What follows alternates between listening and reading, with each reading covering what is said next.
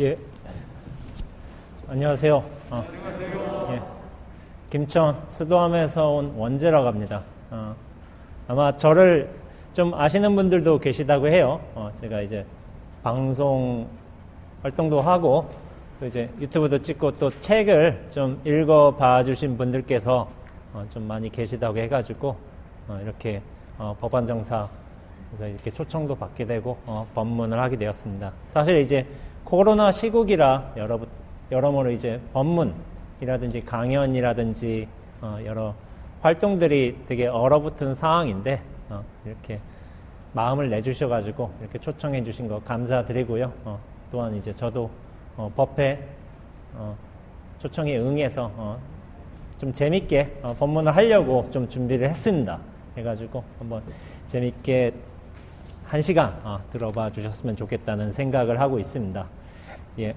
오늘 제가 이제 법사로 초청이 되어서 이제 뭘 해볼까 좀 생각을 하다가 제가 작년에 본 영화 중에 굉장히 인상 깊었던 영화가 있었어요. 이게 뭐냐면은 이제 교실 안에 야크라는 이제 부탄 영화였어요. 부탄 영화. 부탄이 아마 혹시 부탄 다녀와 분 계신가요? 부탄 아무도 없으시네요. 부탄이 이제 불교 국가로 되게 유명하죠. 부탄에서 나온 영화도 이 영화가 되게 유명한데 거의 유일무이한 걸로 제가 알고 있습니다. 근데 이 영화에서 참 제가 느낀 바가 많았고 좀 생각해 볼 여지도 있는 것 같아가지고 여러분들과 이 영화에 관한 이야기도 나눠보면서 한번 수행이란 어떻게 되어야 하는 것인가에 대해서 한번 생각해 볼 여지도 남겨주는 것 같아가지고 제가 먼저 이제 영상 클립을 한 5분 정도 준비를 했거든요. 그걸 영화에 대한 간략한 요약인데 이걸 보시고서 아마 조금 한번 이야기를 나눠보도록 하겠습니다. 선생님께서 준비하신 영상을 5분 정도 시청하겠습니다.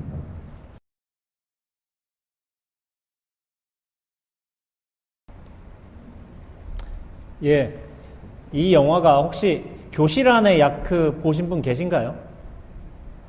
이 영화 아무도 안 보셨어요? 예, 제가 여기서 참 보신 분이 없다고 하는데 조금 유명해져가지고 이제 아마 불교인들 중에서는 아마 보신 분들이 꽤나 있는 걸로 알고 있어요. 근데 이 영화를 보고 저는 굉장히 깊은 이제 감회를 받았어요. 제가 첫 책 질문이 멈춰지면 스스로 답이 된다 그 책을 냈을 때 사실 영화 얘기를 또 한 적이 있거든요. 영화가 어떻게 보면은 우리가 영화 많이 보잖아요. 근데 이제 이 영화를 어떤 방식으로 해석하느냐 그에 따라서 이게 참 불교적인 요소들도 많이 해석될 수가 있는 것 같아요. 그리고 근원적으로 이 마음이라는 걸 어떻게 바라보는 관점을 취하느냐에 따라서 다양한 해석이 가능한데 불교가 이제 마음 심자 하나로 귀결이 되니까 그래서 저는 이제 영화를 보면서도 이게 수행과 진리와 어떤 마음과 이런 관련이 있겠구나 하는 생각을 많이 하게 돼요. 근데 제가 이제 부탄에 관해서 이제 간단하게 한번 설명을 드려 보겠습니다. 혹시 이런 말 들어보셨어요? 부탄이 전 세계에서 행복 지수가 1위인 나라라고. 그런 얘기는 들어보셨죠? 근데 왜 그런지는 저도 사실은 잘은 몰랐는데 영화 보면서 조금 이제 자료조사 해가면서 좀 알 수가 있었어요. 사실은 2020년 기준으로 부탄은 77만 명, 전 나라 인구가 77만 명밖에 안 돼요. 그리고 이 유겐 선생이 루나나라는 이제 벽지 마을로 가게 되는데 그 루나나는 56명의 주민밖에 없어요.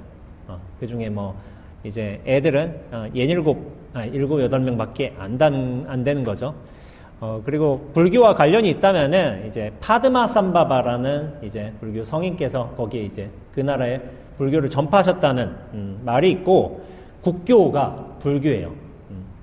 제가 알기로는 100%까지는 아닌데 60, 70% 정도는 이제 불교인으로 되어 있고 불교를 국교로 삼았어요. 근데 이 영화에서 유겐이라는 이 젊은 친구는 사실 선생이에요. 선생.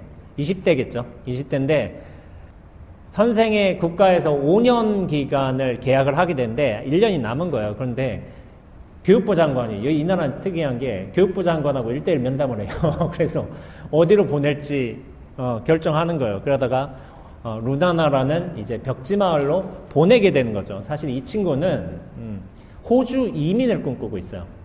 왜냐면 거기서 자애로운 사람이 되어서 노래도 부르고 외국 문물도 접하면서 좀 이런 산골 나라에 살지 말고 좀 더 광활한 곳에 살고 싶어하는 어떤 젊은이들의 열망, 동경 이런 것들이 당연히 있겠는데 그런 대표적인 인물인 거죠. 그래서 참 이게 데비가 그랬어요. 아까 전에 루나나 마을에서 데리러 온 사람이 있었잖아요. 근데 이제 그 사람은 장화를 신고 있고 이 친구는 루나나 가기 위해서 방수되는 이제 저 신발을 사게 되고 그리고 저 사람은 그냥 비옷 입고 있는데 노스페이스 되게 유명하잖아요. 당연히 부탄에서도 유명해요. 그걸 신고 있고 그리고 저 사람은 그냥 가고 있는데 아이팟에 음악을 들으면서 이제 가고 있단 말이에요.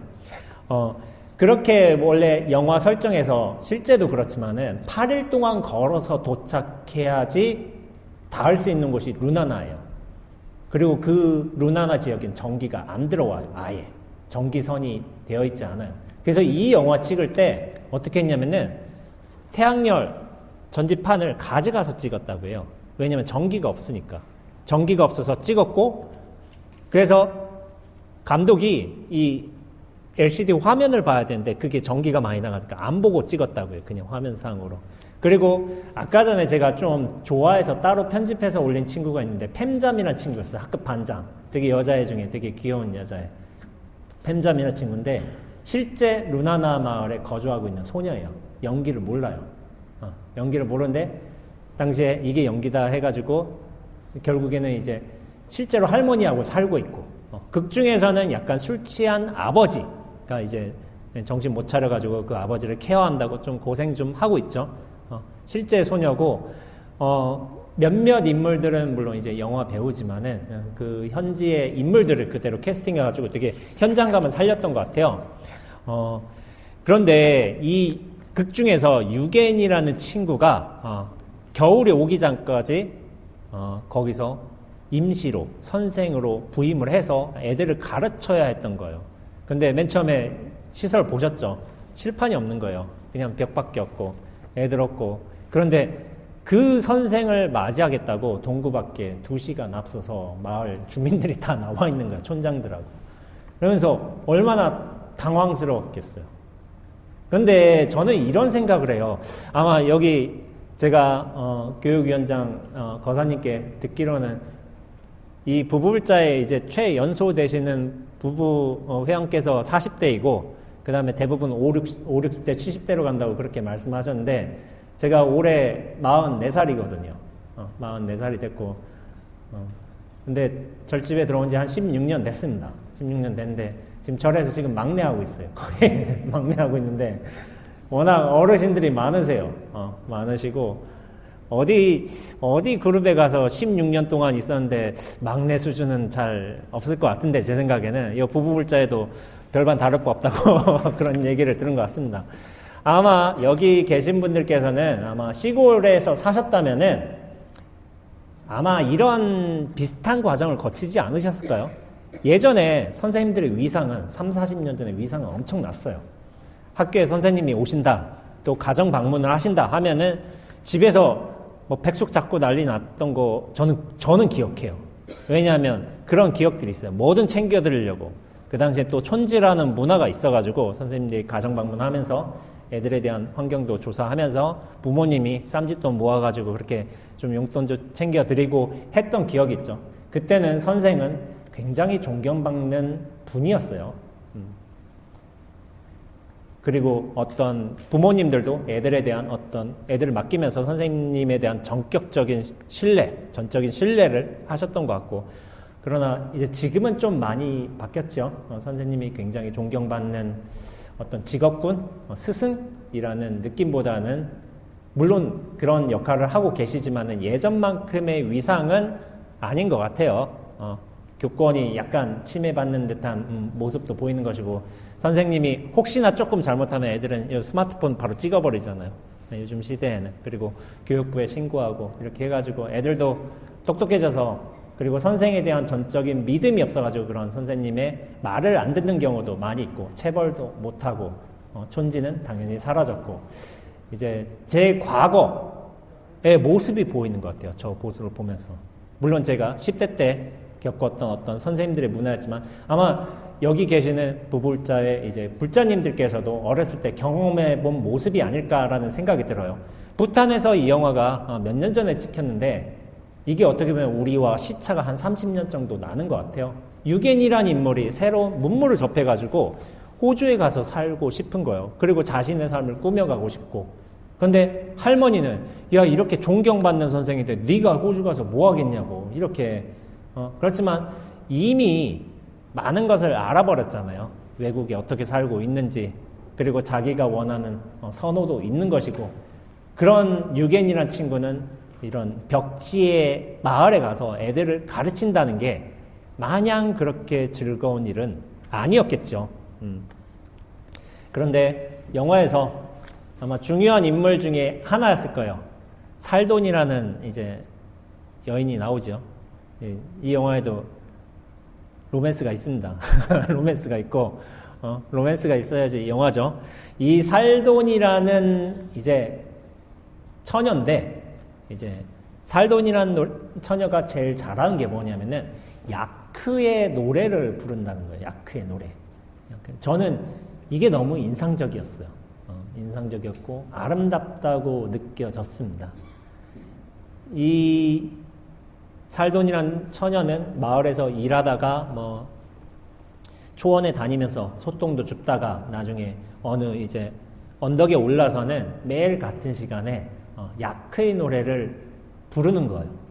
근데 야크의 노래 가사 내용을 잠깐 제가 소개를 해드리자면은 이제 야크의 노래를 가르쳐 줬어요. 이 유겐이라는 선생에게. 이걸 배우고 싶다고 해가지고. 그러면서 이런 설명을 해요. 야크하고 목동의 인연은 굉장히 신성한 거라고 얘기를 하죠. 가족처럼 가까운 사이라고. 야크는 사는 동안 많은 걸 내주지요. 마을에 고기가 필요하면 야크들을 모아놓고 올가미를 던져야 돼요. 결국 어떤 야크는 죽어야 되니까. 그런데 무작위로 걸리는 야크가 도살되어야만 하는데 그 도살되는 순간에 마을 전체 사람들이 가장 애통해하는 순간인 거죠. 그런데 전에 어느 목동이 티베트의 팔 야크 한 마리를 잡아야 했는데 무슨 업보가 이제 얽혀 있는지 그 목동이 가장 아끼던 야크 한 마리가 올가미에 걸려버린 거예요. 그래서 그 야크를 도살할 수밖에 없는 상황에 도달한 거죠. 그러니까 이 야크의 노래는 이 목동이 슬퍼하면서 만든 노래인 거예요. 야크 덕분에 자기뿐만 아니라 마을 사람들의 목숨도 부지했다고 너 때문에 우리가 살 수 있었다고 이런 식으로 가사를 만들어서 이제 노래를 만든 거죠. 그러면서 이러한 가사가 있어요. 높은 산 속 풀과 샘물의 소중함을 야크는 알지. 그러면서 이 살돈이 설명하는 게 목동이 찬미하는 건 그 순수한 마음이라고. 그러면서 깨끗함을 잃지 않는 만년설. 여기가 이제 만년설이 항상 있는 루나나라는 벽지니까 거기서 우리 마음도 그같이 깨끗하기를 바란다고. 그러면서 노래의 끝부분에서는 이제 야크가 목동에게 답가를 부르는 거예요. 그러면서 무슨 말을 하냐면은 우리의 인연은 끝나지 않으리. 도살되면서 이걸 상상해서 한 거죠. 이번 아니면 다음 생에 늘 그랬듯 집으로 돌아가리라는 식으로 이제 가사가 진행이 되는 거예요. 저는 이 노래를 사실은 한번 들려드리고 싶었는데 시간 정황상 한번 나중에 이 영화를 보시고 나서 여러분들께서 각자의 어떤 마음 심성에서 느껴보는 것도 좋지 않을까 싶어가지고 그래서 그냥 이런 간단한 설명으로 영화에 대한 이제 설명을 마치도록 하겠습니다. 근데 제가 이 영화를 보면서 참 이런 생각을 많이 했던 것 같아요. 살돈이라는 처녀는 노래를 부르는데 그 노래가 아름답고 자연이 굉장히 이제 광활하고 그러면서 순수하고 맑고 이런 느낌을 전달해 주기도 하지만은 비유로 이런 말을 하는 거예요. 자기는 노래를 부르는 게 아니라 이 세상에 그리고 모든 사람과 신과 동물에게 초목에게 자신의 목소리로 노래를 바친다. 이런 식으로 노래를 부른다는 거예요. 그러면서 이런 비유를 해요. 검은 목두루미는 노래를 할 적에 누가 듣고 듣지 않고를 신경 쓰지 않아요. 단지 세상에 자신의 노래를 바칠 뿐이죠. 저는 여러분들 아마 선원에서 수행하는 스님들을 좀 아시는지 모르겠지만 저는 선원에서 22한 거 지금 25한 거째 나고 있거든요. 그러니까 젊은 나이에 좀 선원에 들어갔어요. 맨 처음부터 정진의 열의가 굉장히 커가지고 그렇지만은 선원에서는 굉장히 뭐랄까 인정사정 없이 정진해야 될까? 인간성을 다 버려버리고 그냥 용맹정진도 하고 어떻게 보면 우리가 물론 사람 사는 곳이기 때문에 뭐 재미도 있고 여러 사건도 벌어지기도 하지만은 어떤 면에서는 그런 인간적인 속성들을 버려가면서 정진하는 곳이 선원이에요. 그렇긴 한데 이 부탄 사람들의 수행 방식은 이게 수행이라고 본인들이 생각하실지 모르겠지만은 저는 이 모습을 보고 너무 아름답다고 생각한 거예요.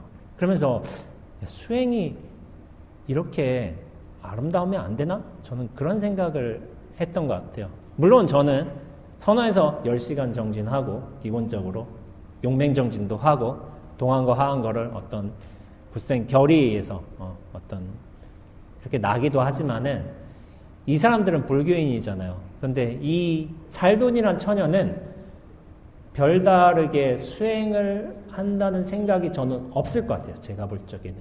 그러나 이 살돈이란 처녀 수행하고 있거든요. 그런데 이 살돈이란 처녀뿐만이 아니에요. 제가 어떤 기록에서 봤는데 부탄 사람들의 기도 내용은 이렇다는 거예요. 자연이 커서 그리고 불교에 대한 부처님의 어떤 공능에 대한 그런 믿음이 강해서일지도 모르겠지만은 산이 거기에 있고 별이 그 자리에 있고 인간이 자연에 해를 끼치지 않기를 바라는 기도를 매일같이 하고 있다. 이런 분들이 굉장히 많아요. 그리고 예전에 그 다큐멘터리 굉장히 유명했죠. 참하고도라는 다큐멘터리가 KBS에서 예전에 2007년, 8년 그 정도쯤에 나왔을 거예요. 근데 저는 이 다큐멘터리를 다 봤거든요. 그 중에 2편에서는 이제 라싸 포탈라궁의 어떤 이제 그 사원으로 이제 순례를 가는 티베트인들이 나와요. 나오는데 2편이 되게 감동적이었어요. 왜냐하면 그 순례가 티베트인들에게는 일생의 수건이에요. 이걸 한번 꼭 해내는 게 내 인생의 최종의 목적이고 불교인으로서 굉장한 자부심인 거예요. 그런데 그분들이 오체투지를 하면서 가는 거예요. 세 발 가고 또 엎드리고 세 발 가고 엎드리고. 근데 되게 인상적이었던 게 젊은 사람들은 그나마 해요. 근데 뒤에 노인분들 연세가 이제 60, 그 티벳에서는 아마 60 넘으면 굉장히 노인으로 들어갈 겁니다. 못하니까 이제 앞에 가는 이제 순례객들의 짐을 수레에 끌고서 하는 거예요. 나는 이 순례 오체투지는 하지 못하지만 이분들을 도우면서 이분들의 순례가 완주되게끔 나는 이 수레를 끌고 간다. 이런 식으로 하시는 거예요. 그러면서 이걸 감동을 안 받을 사람이 있을까요? 저희 선원에서 같이 봤어요. 스님들이. 참 이런 모습으로 수행을 하는구나. 그러면서 그분 중에 한 분이 이런 말씀하시는 거예요. 제가 그대로 따왔습니다. 저희는 살아있는 모든 생명을 위해서 기도합니다. 이 순례의 기도를 통해서 마음의 안정과 기쁨을 찾습니다. 라고 한 거예요. 그러면서 저는 좀 제 자신이 좀 반성이 되더라고요. 왜냐하면 당시에 그 다큐멘터리를 봤을 적에 저는 이게 잘못된 건 아니지만은 저는 부처님의 지혜를 구합니다. 깨달음을 얻고자 합니다. 아니면은 뭐 상구보리 하와 중생처럼 그리고 그 지혜의 어떤 원력으로서 대중들을 많이 교화하길 바랍니다. 이게 잘못된 건 아니지만은 어떤 제가 원하는 게 나의 해탈, 나의 깨달음을 원한 게 아닌가. 그런 좀 반성을 많이 했던 것 같아요. 내 깨달음? 근데 이 사람들은 다른 거예요. 자기의 깨달음을 원한 게 아닌 거예요. 온 세상에 자신의 노래를 바친다는 거예요. 살로는 그냥. 노래를 바치고 부탄 사람들은 산이 거기 있으니까 인간이 자연에 해를 끼치지 않게끔 이게 온전히 보존되게끔 기도를 한다 하고 티베트 순례객들은 살아있는 모든 생명을 위해서 기도한다는 거예요. 그러니까 조금 많이 다르지 않아요? 제가 좀 기도할 때 들어가기도 하지만은 그 수능 성적표 이런 거 입시 지원서 이런 거 있고 그 가족 화목 뭐 이런 건 가장 보편적인 거 하고 당연히 승진 발언 뭐 공사 수주권 당첨 발언 해가지고 하는데 우리의 기도 내용과는 좀 다른 거예요. 이 사람들은 내 가족, 나의 어떤 안녕, 나의 어떤 발전을 위해서 기도하는 게 아니라 이 전체가 원흉하기를, 평화롭기를, 나는 거기에 노래로서, 이 절로서 일조할 수 있기를, 이런 원력을 가지고 수행을 한다는 거예요. 물론 그래서 저는 좀 반성을 많이 하게 됐어요. 사실은 나는 나의 깨달음을 위해서 사는 게 아닌가. 물론 그게 나쁜 거라고 볼 수는 없습니다. 볼 수는 없지만은 좀 더 이게 방향 조정이 정말 내가 다시 한번 생각해 봐야 되겠다 하는 생각을 많이 했던 것 같아요. 예전에 좀 그랬던 경향이 좀 있습니다. 부탄이란 나라가 이렇게 모든 사람들이 행복할 수 있기를, 평화로울 수 있기를, 자연이 이렇게 온전하게 지켜질 수 있기를, 이런 생각을 할 수 있던 배경에는 부탄에 정책적인 요소가 있어요. 우리가 이제 국민 총생산을 GDP라고 하는데 부탄은 GDP를 중요하게 생각하지는 않아요. 대신에 대입하게 된 다른 개념이 있어요. 그게 뭐냐면은 GNH예요. GDP가 국민 총생산인데 GNH는 국민 총행복도라는 개념인 거예요. 국민이 정말 행복하느냐, 이걸 애초부터 목적으로 삼은 거의 유일한 나라예요. 유일한 나라기 때문에 그래서 약간 부가적인 설명을 하자면은 이제 4대 국왕인 지금의 신계 왕축후는 17세의 나이에 GNP라는 게, GDP라는 게 어떤 빈부격차를 심화하고 자연을 파괴하면서 또한 인간을 황폐하게 한다는 개념을 판단을 하고 난 뒤에 GNH, 국민 총행복도라는 이제 전혀 새로운 개념을 만들어낸 거예요. 그래서 그 아들도 똑같은 그런 정책을 이어받으면서 국가 정책을 할 적에도 행복의 위해가 되느냐, 행복을 증장시킬 수 있느냐, 이런 차원에서 국가 정책을 정하는 거예요.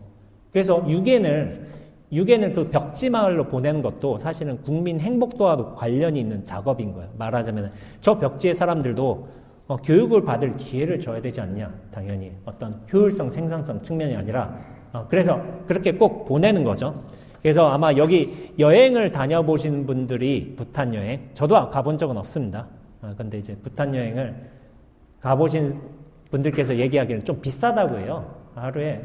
이게 뭐냐면은 하루에 지날 때마다 내야 되는 비용이 있는 거예요. 비수기에는 $200, 성수기에는 $250 정해져 있어요. 거기서 지내려거든. 현지 여행사와 연계를 지어가지고 해야 되는 거예요. 사실 뭐 동남아라든지 인도라든지 그런 곳을 이제 다녀본 분들도 계실 거예요. 거기 하루 $200 안 들어요. 하루 여행하는데 절대로.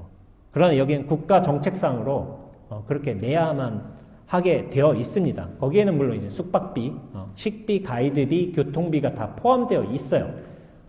그렇지만은 이런 공항도 딱 하나, 진짜 우리 무슨 뭐 2차선 활주로처럼, 2차선 대로처럼 그거 하나 있대요, 상간에. 하루에 4대 뜬대나, 비행기가. 굉장히 왕래가 없는 나라죠. 당연히 무슨 외국의 물건들은 전 비쌀 거라고 생각을 해요. 이렇게 교류가 잘 안 되니까. 그래가지고 저는 이 영화를 보면서 야, 나라가 국민을 위해서, 행복을 위해서 이렇게 애를 쓰는 나라가 가능할 수 있겠구나라는 생각을 하지만은 결론적으로 우리나라는 전 불가능하리라고 생각을 해요. 이게 가능하려거든 어떤 종교적인 믿음으로 좀 묶여져 있어야 되는 측면도 있습니다. 그리고 소국이어야 돼요. 인구가 많지 않아야 됩니다. 그리고 이거는 약간의 이제 아이러니한 요소지만은 경제 발전이 굉장히 된 나라에서는 이게 안 돼요. 왜냐하면 어떤 물류나 유통 아니면 다른 나라와의 어떤 교류가 많이 될수록 이미 사람들이 많은 걸 알고 있어요. 그렇기 때문에 그 알미라는 거는 지식, 정보라는 건 통제가 안 되잖아요, 사실은. 어떤 국가적인 정책에 의해서. 애초부터 모른다면은, 그리고 국왕에 대한 어떤 신심, 국민들의 신심도 대단한 거예요. 그러니까 국왕이 국민들을 위해서 이렇게 결정한다, 정책들을 만든다 하면은 당연히 거기에 동조해서 따라주는 그런 분위기가 형성이 된 것이죠. 그러나 한국은 4,500만이 넘었죠. 그리고 이미 여러모로 오픈이 돼 있어요. 우리가 OECD 국가에 이미 들어서 있고 어떤 측면에서는 또 와이파이도 잘 터지고 정보 통신 기술도 좋고 경제력도 좋고 어떤 물건들도 잘 만들고 그렇기 때문에 어떤 우리는 부탄과 같은 GNH의 개념이 도입되기는 힘들 거라는 게 당연한 사실인 것이죠. 그렇다면은 나는 저렇게 행복한 삶을 살겠다고 해가지고 부탄으로 가면 또 행복할까요? 저는 그렇게 생각하지는 않습니다. 우리는 이미 한국 문화에 길들여져 있어요. 한국인이에요. 거기부터 뿌리부터 태생부터 이제 부탄에서 살아온 사람들하고는 좀 다를 거라는 생각을 하고 있습니다. 그래서 제가 이런 말 해요. 빠꾸는 없다고. 우리가 40년 전에, 50년 전에 인구가 적고, 만약 이제 우리가 지금은 부탄이 입헌군주제를 취하고 있지만은 어떤 강력한 봉쇄 정책에 의해서 우리끼리 행복하게 살겠다 한다면은 그게 가능할지는 모르겠어요. 실제로 어떤 대외적인 교류가 없어가지고 봉쇄돼가지고 당신들이 굉장히 행복하게 살고 있다고 생각하는 나라가 있을지도 몰라요. 어떤 의미에서 북한이 그럴지도 모르죠. 왜냐하면 강력한 봉쇄 정책을 취하고 있으니까. 취하고 있어가지고 과거 한 20, 30년만 해도 북한 주민들은 탈북민들은 이런 말을 했다고요. 전 세계에서 북한이 제일 잘 사는 줄 알았다고. 가장 행복한 나라였다고. 근데 이 중국과의 어떤 물류 교류를 막을 수는 없는 거죠. 그러면서 어떤 남한의 실정을 알게 되면서 그렇게 탈북하는 사람들이 늘고 있죠. 제가 이걸 어떻게 하냐면은 유튜브 봐서 알아요. 유튜브. 탈북민들이 유튜브 채널 오픈해서 자기네들이 어떤 식의 교육을 받았고 어떤 걸로 알았고 한 거를 상세하게 설명해 주는 거예요. 실제 탈북민들이. 그러면서 이를테면 우리나라 국정원 갔을 때는 이제 고문 받는 줄 알았대요. 무조건. 왜냐하면 북한에서는 그렇게 하니까. 그러나 우리나라 들어와서 국정원에서 맨 처음 조사할 때는 이를테면 김아무개 씨 굉장히 이제 경어를 치고 때리지도 않고 고문도 안 하고 그리고 더군다나 이제 맨 처음에 독립할 수 있도록 그렇게 지원도 해주잖아요. 그걸 알고서 이제 많은 이들이 이제 탈북하고 있죠. 그러면서 우리가 만약 갇힌 사회에 있었다면은 이게 어느 정도 가능할 수 있으리라고 생각을 해요. 여러모로 통제된 사회에 있다면은. 그러나 우리는 이미 너무 많이 발전돼 있고 교육 수준도 높고 그리고 임금도 전 세계적인 차원에서 높아요. 사람들의 수준이 올라갔어요. 똑똑해졌고. 근데 이거를 뒤로 물릴 수는 없고.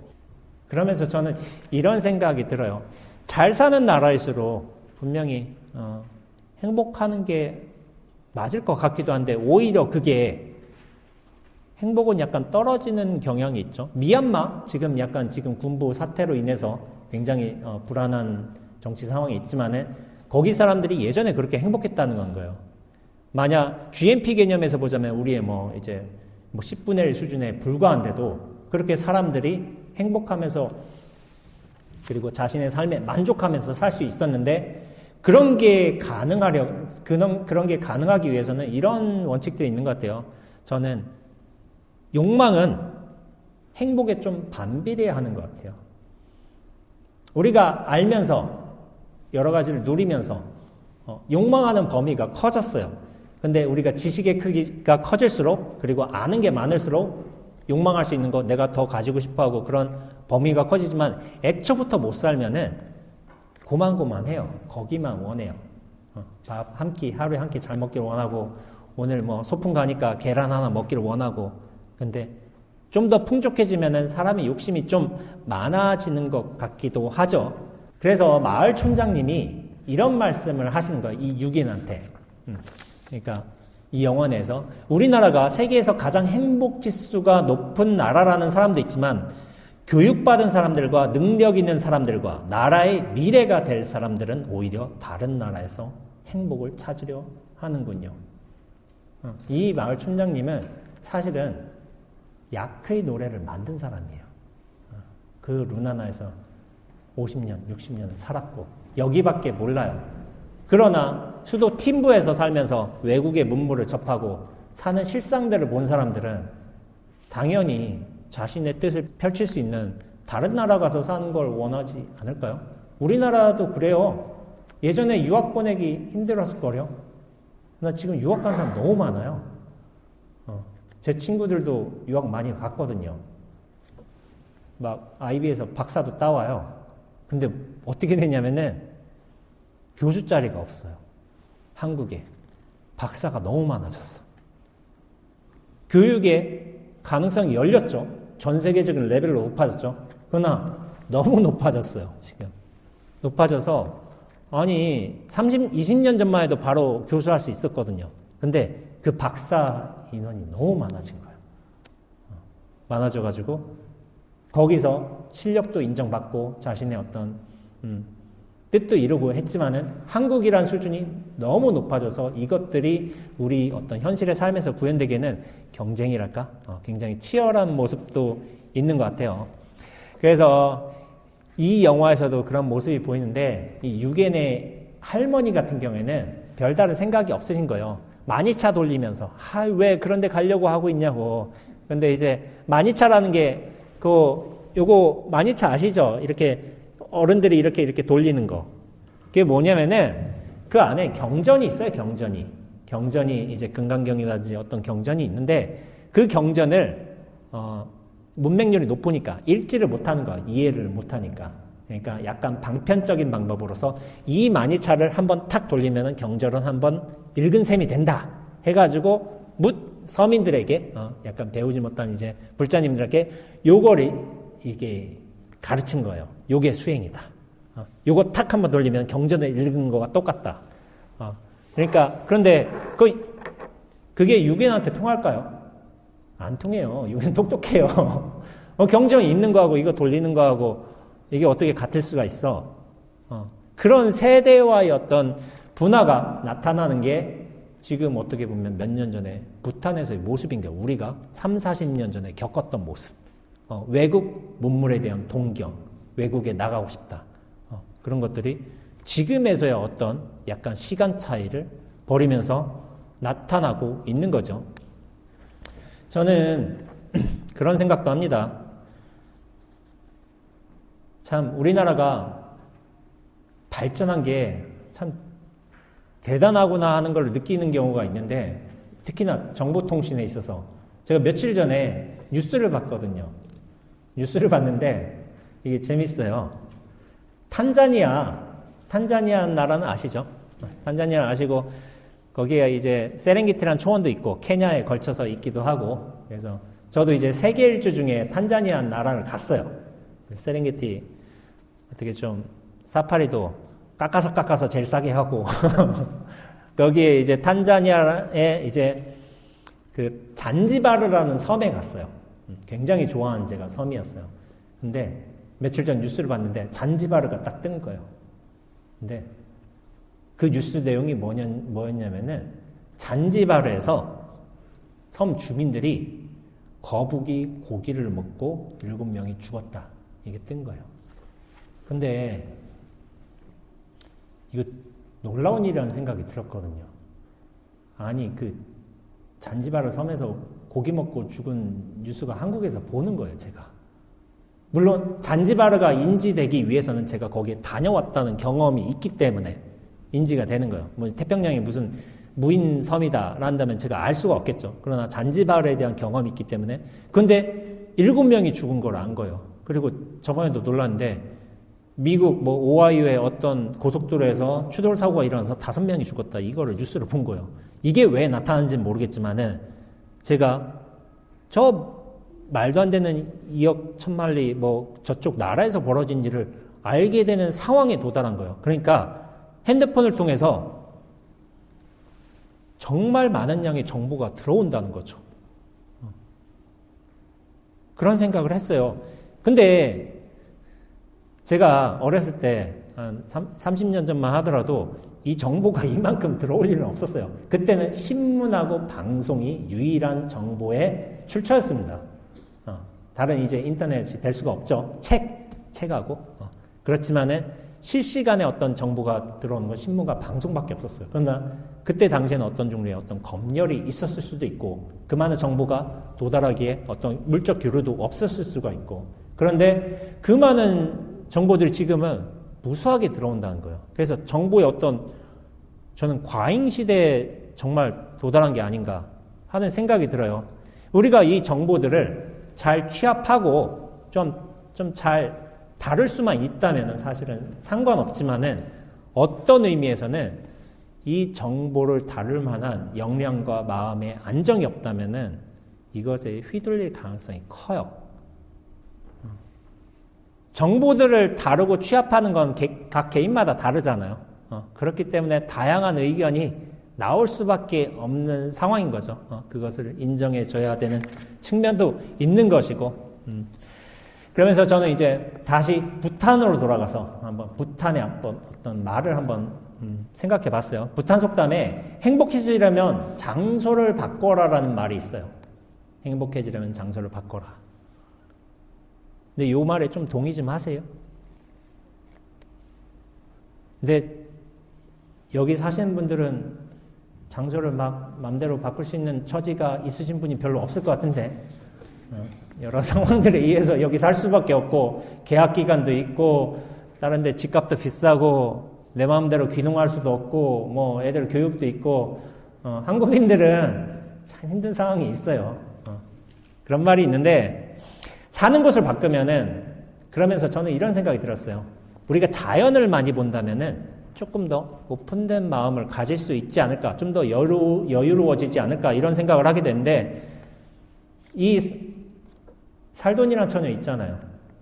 매일마다 같은 시간에 별일 없어요. 그냥 산에서 나물 캐고 소똥 모으고 이렇게 하면서 야크로 좀 치즈 좀 만들고 마을 사람들과 나눠 먹고 되게 단순해요.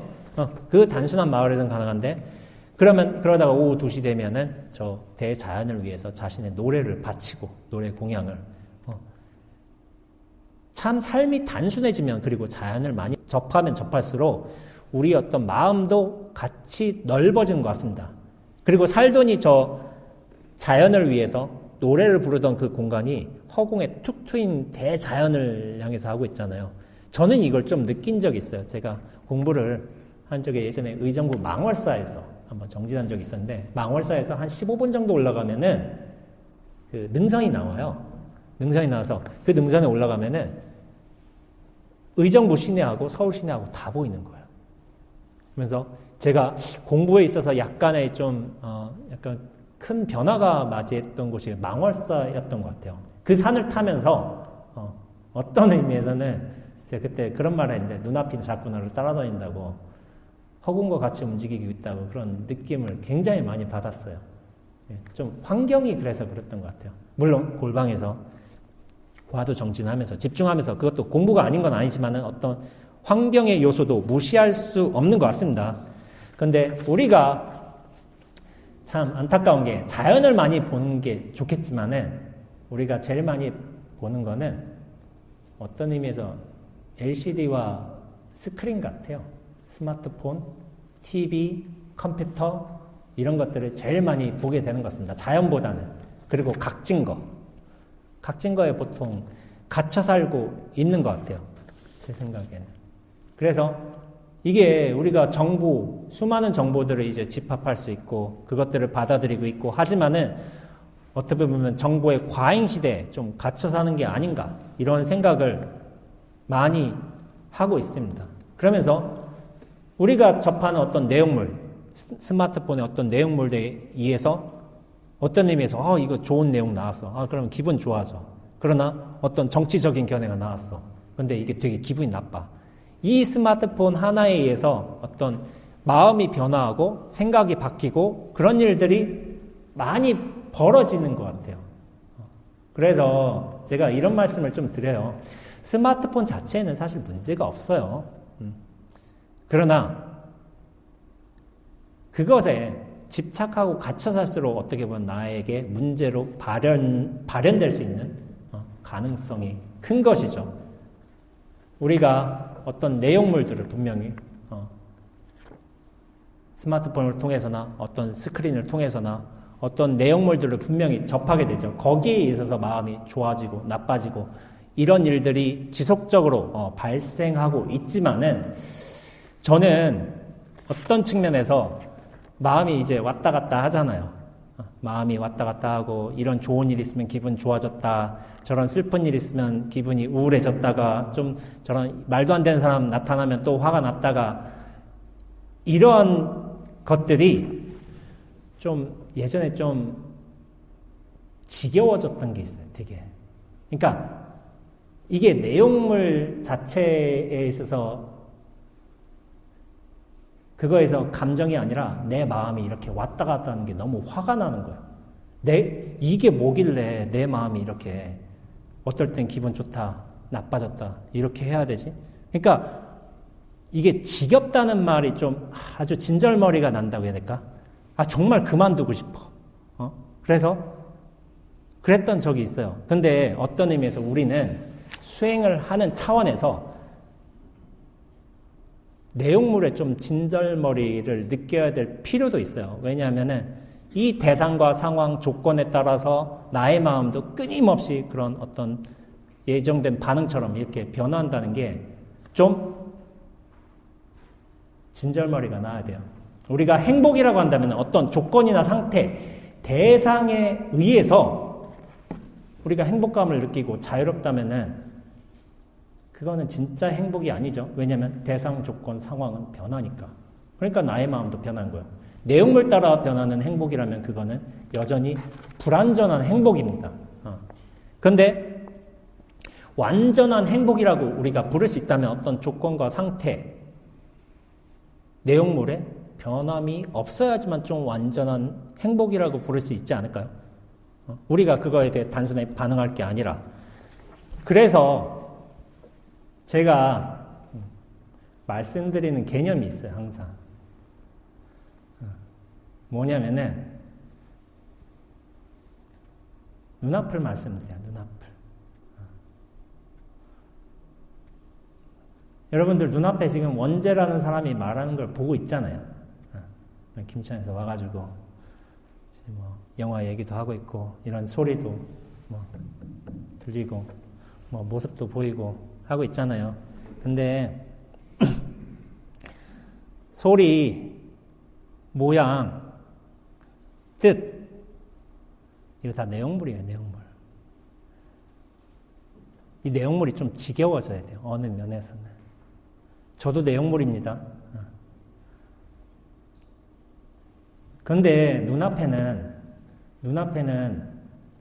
내용물이 드러날 뿐이지 눈앞 자체에는 내용물이 없어요.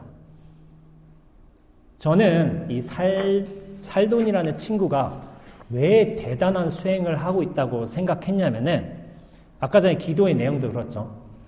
이 온 자연에게, 신에게, 부처님께 나의 목소리를 공양 올린다.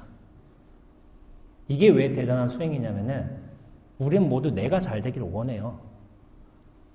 어떤 좋은 내용물을 취하기를 원하고, 그리고 내가 그걸 영원히 가질 수 있기를 원하고. 근데 이건 뭐냐면은, 이 사람은 뭐냐면은 이 내용물을 다 신에게 헌신한다는 거예요. 부처님, 신이 아니라 부처님께. 신이라고 해도 상관없죠. 여러 자연신도 있으니까 그 나라 개념에서는. 초목에게, 사람들에게 헌신한다. 여러분들 수행이라는 게 금강경 일독한다. 이를테면 금강경 많이 읽잖아요. 그럼 이 일독을 하면은 뭐 그런 금강경이 있잖아요. 뭐 금은부화를 뭐 몇 개 가지니만 뭐 이 금강경 일독을 한 거에 비하지 못한다. 이런 게 있잖아요. 근데 우리는 관념상으로 그럼 내가 이거를 일독하면은 금은부화보다도 더 대단한 거를 읽게 되고, 그런 비교와 우열 차원으로 나뉘게 된단 말이에요. 사실은 금강경을 읽는 건 뭐냐면은 그 어떤 대상이나 내용물에도 집착함이 없는 자유로운 본 마음을 알 수 있기 때문에, 그래서 금강경의 공덕이 위대하다고 하는 거예요. 금은보와 항아수의 모래들은 셀 수 있잖아요. 모양도 있고 색깔도 있고. 그런데 우리 마음의 본바탕, 이 눈앞은 애초부터 그게 없어요. 그런데 인연 따라 이런 소리도 나게 되고, 이런 사람의 모양으로도 나타나게 되는 것이고, 어떤 법문의 내용으로서도 드러날 수 있는 거예요. 이 눈앞이 엄청난 거예요. 엄청난 거. 이 눈앞이 뭘까? 그런데 우리는 눈앞의 내용물만 집중해요. 저 차, 저 집, 저 금부처님, 저 아름다운 장식, 아니면 소리, 그런 거 말고 이 내용물에 휘둘리는 내 자신이 좀 진절머리 나면서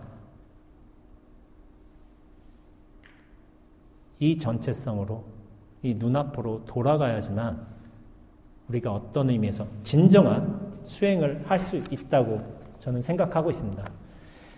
살동 그랬죠.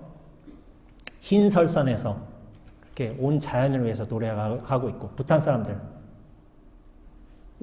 우주를 위해서, 부처님을 위해서 하고 있고, 그리고 티베트인들 남이 행복할 수 있기를 그렇게 바라는 마음에서 기도하는 거예요. 그러니까 기도 자체가, 나를 위한 기도는 저는 이제 좀 우리가 그만두어야 될 시절 인연이 오지 않았을까. 저는 그렇게 생각하고 있습니다. 그게 기복이 물론 가장 기본이 되기는 해요. 내가 잘 되고 가족이 잘 되고 좀 더 발전하고. 그러나 우리가 부처님이 가르쳐 주신 근본의 뜻은 뭐냐면은 자탈시 성불도라고 하잖아요. 내가 성불한 것뿐만이 아니라 사실은 자타가 동시에 성불해요. 그런데 그 조건이 있어요. 이 전체성으로 눈앞으로, 불교 수행에서는 공성이라고 합니다. 공성의 도리에 확 개합이 돼야 돼요.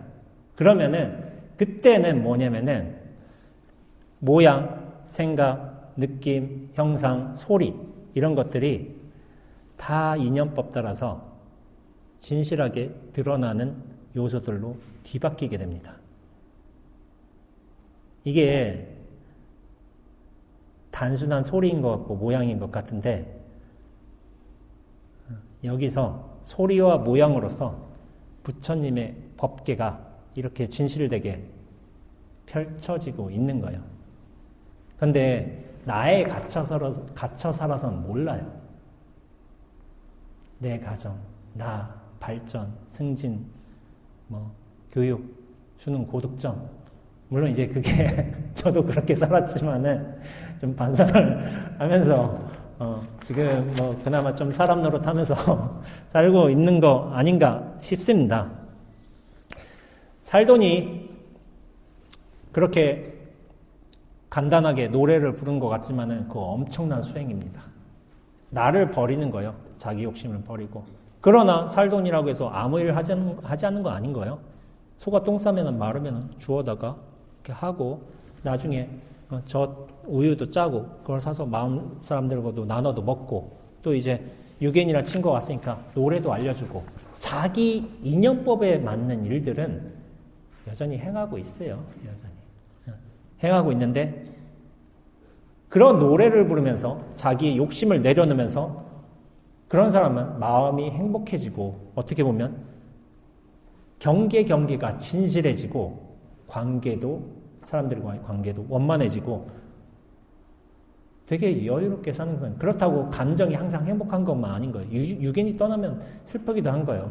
그러나 슬픔에 매이지도 않겠죠. 왜냐하면 이 전체성으로 이 부처님, 대자연에게 언제나 자신의 목소리와 마음을 헌신한다는 생각으로 살고 있으니까 그런 일들을 오히려 잘 받아들일 수 있으리라고 생각하고 있습니다.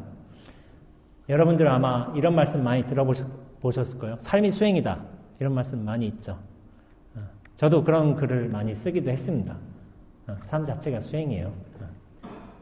어떤 의미에서 괴로운 일들도 많이 일어나는데 괴로움은 나를 발전시키기 위해서 오는 선물 같은 사실은 그런 것들도 있어요.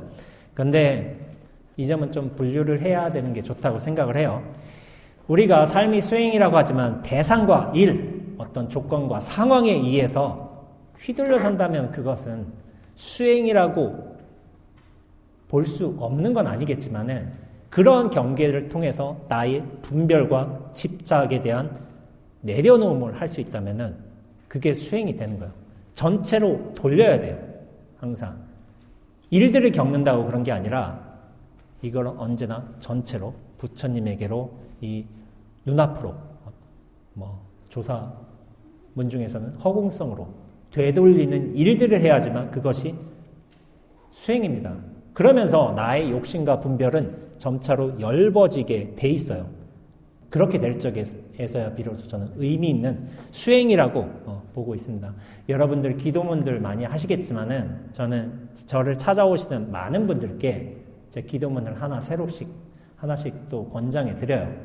물론 가족 평안과 부모님 건강과 자식의 승진과 그런 것들을 바랄 수도 있지만은 기도문 제일 앞에는 모두가 행복하고 평안하기를, 그리고 부가적으로 하자면은 모두에게 도움이 될 수 있는 제가 되기를 바라옵니다.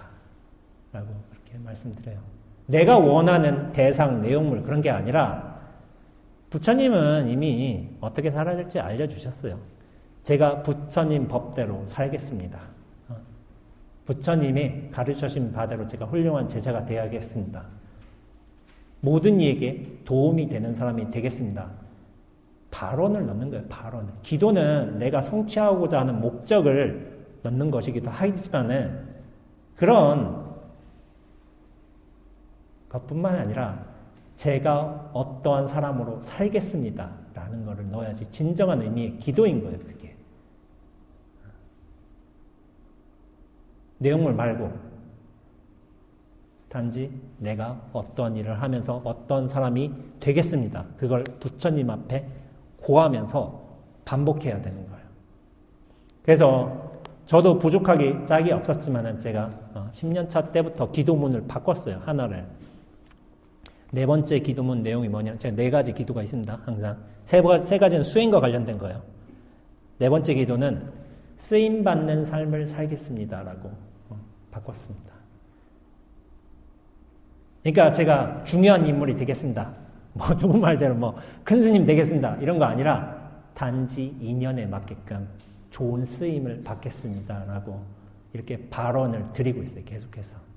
그러면서 누군가 불러준다면은 찾아온다면은 법에 관해서 수행에 관해서 2시간이고 3시간이고 제일 많이 있었던 분이 8시간까지 있었어요.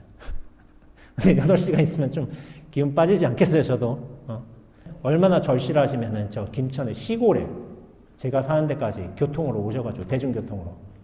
그러면 제가 끝나면 어떻게 하냐면은 김천역까지 모셔다 드려요. 제가 운 좋게 차가 물론 할부지만 생겼어요.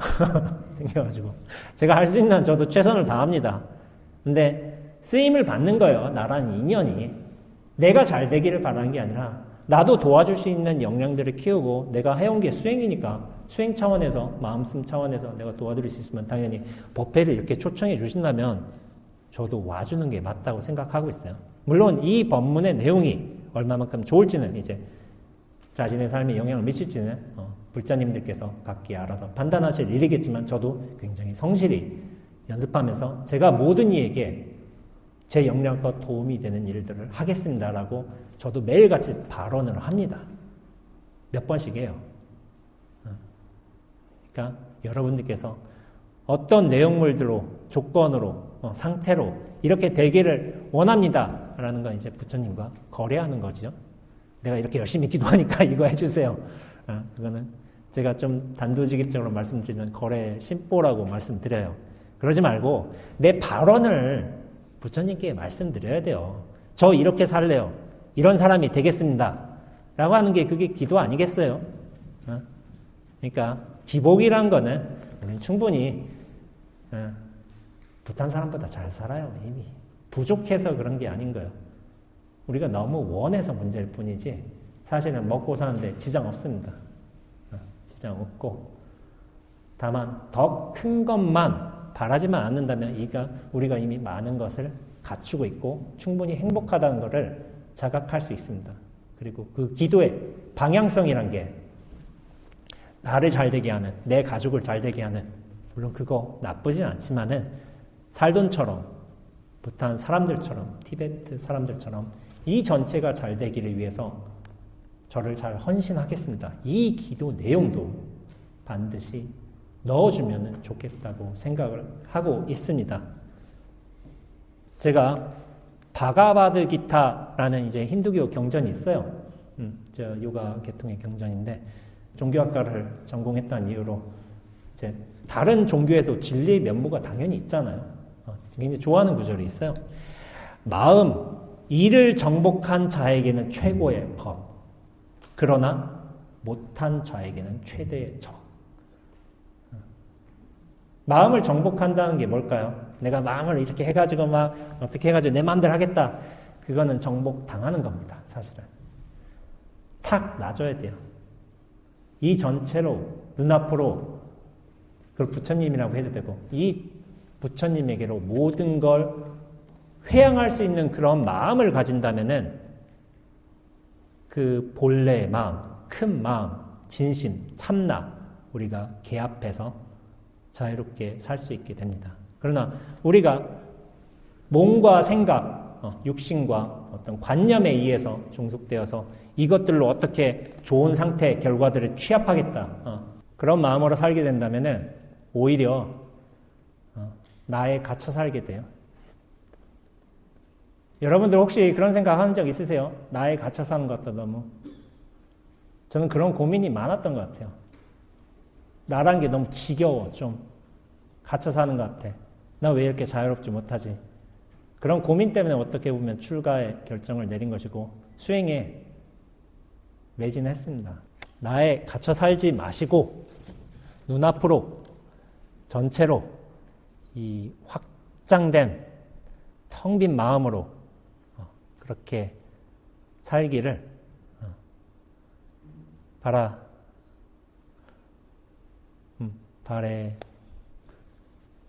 부탁드리겠습니다. 나 혼자 사는 게 아니라 전체가 잘 살아야 돼요. 전체에 대한 회양과 원력으로서 그렇게 기도를 하시는 불자님이 되길 바라는 마음에서 제가 이 법문을 마치도록 하겠습니다.